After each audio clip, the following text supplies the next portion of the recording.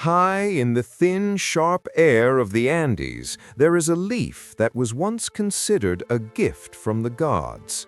For 8,000 years, it was a sacred compact, a ritual fuel for empires built of gold and stone. But when that sacred leaf met the feverish ambition of Western chemistry, the world changed forever. It was stripped of its soul and refined into a glittering white powder that promised invincibility while delivering absolute corruption. This is not just the story of a drug. It is the history of a chemical ghost that haunted the halls of the Vatican, fueled the birth of the world's most famous soda, and eventually built a blood-soaked machine of unimaginable wealth. Tonight, we trace the transformation of the divine leaf into the powder that corrupted dynasties. Long before the Hollywood glitz and the gritty street wars, the coca leaf was a sacrament. Traces of its power have been found in the hair of mummies buried on the Peruvian coast, bodies wrapped in fine textiles and clutching small pouches called chuspes, filled with desiccated green leaves. This was not a casual habit for the ancient cultures of the Andes. It was a survival mechanism in a vertical world where clouds cling to the mountainsides. For the Inca, the leaf was Mama Coca, a feminine deity sent by the sun god to soothe the suffering of his children. But in this totalitarian empire, the divine leaf was a state-controlled commodity. It was the fuel for the chasqui, the imperial runners who acted as a human internet, sprinting across 1,000 miles of stone-paved roads. It suppressed their hunger and stilled the ache of the thin mountain air, allowing them to deliver the emperor's word before it grew stale. When the Spanish conquistadors arrived in 1532, they saw this practice through the lens of their own rigid faith and declared it a tool of the devil. But their moral certainty vanished the moment they realized the economics of silver. To strip the mountain of Potosi of its riches, the Spanish needed an endless supply of disposable labor. They quickly discovered what the Inca already knew. The coca leaf could push a human body beyond its natural limits. Soon, the very priests who had called the leaf satanic owned the plantations themselves. The leaf became a wage, the lubricant for a massive machine of extraction that funneled Andean wealth into the Spanish crown. For 300 years, the leaf remained a local sorrow, its true chemical secret locked away until the 19th century, when European science decided to turn the key. In 1860, in a quiet university lab in Göttingen, Germany, a graduate student named Albert Niemann finally refined the process. He extracted a pure, white, odorless alkaloid. When he placed the crystals on his tongue, he felt a strange, temporary deadening. He named it cocaine.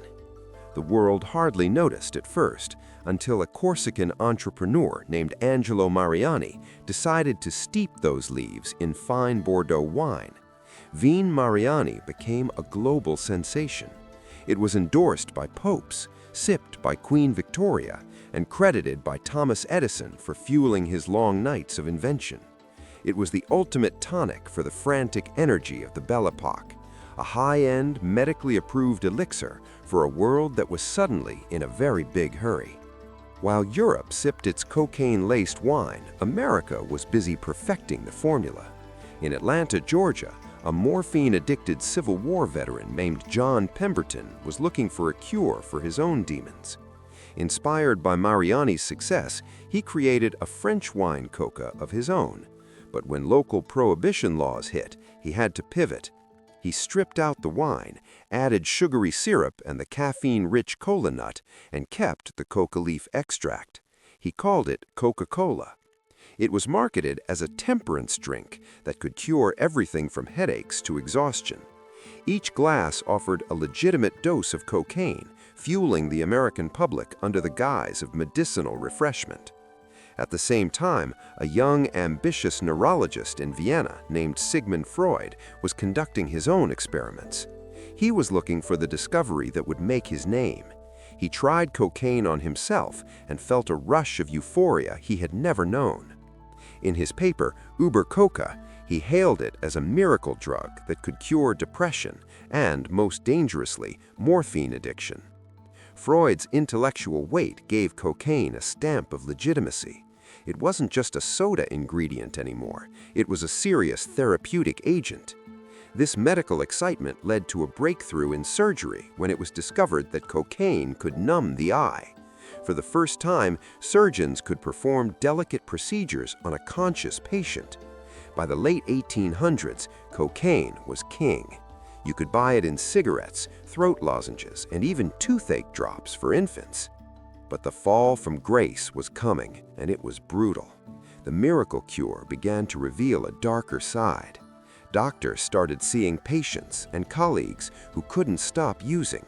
The euphoria was replaced by paranoia and the terrifying sensation of cocaine bugs crawling under the skin. Freud's own friend, who he had treated for morphine addiction with cocaine, descended into a horrific psychosis before dying a broken man. As the horror stories grew, the narrative shifted from medical wonder to moral panic. In the United States, this panic was weaponized. Sensationalist newspapers began printing wild, racist myths about cocaine-crazed criminals, claiming the drug gave them superhuman strength and made them immune to bullets. Cocaine was no longer a personal vice, it was being framed as a threat to the very fabric of society. By 1914, the righteous hand of the law finally came down. The Harrison Narcotics Tax Act didn't just regulate cocaine, it effectively criminalized it. Almost overnight, the medical miracle was banished from the pharmacy shelf and the soda fountain.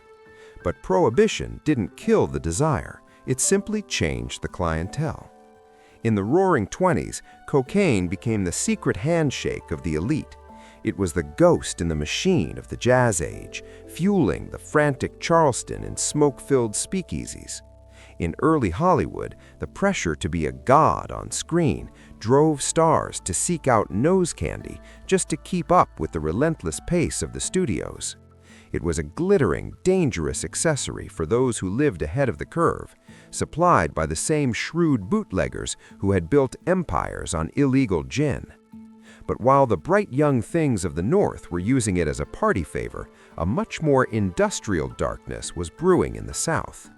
For centuries, the indigenous people of Peru and Bolivia had maintained a quiet, sacred relationship with the leaf. The transformation of that leaf into a global, multi-billion-dollar commodity required a grim new alchemy. It began in the 1960s with Chilean traffickers who perfected a process of soaking the leaves in gasoline and acid to create a gritty pasta base.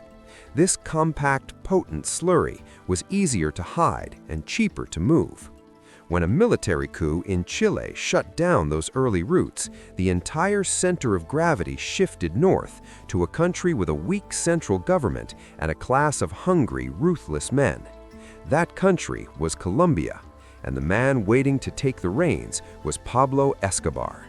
He wasn't just a smuggler, he was a visionary of violence.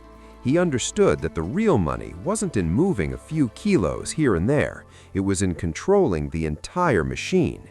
He began to industrialize the process, moving from small-time car theft to wholesale dominance of an international supply chain. The era of the business-like smuggler was dead. The age of the narco-state had begun, and the world was about to witness a level of wealth and bloodshed that no one could have predicted when they were sipping their first glass of Coca-Cola decades before.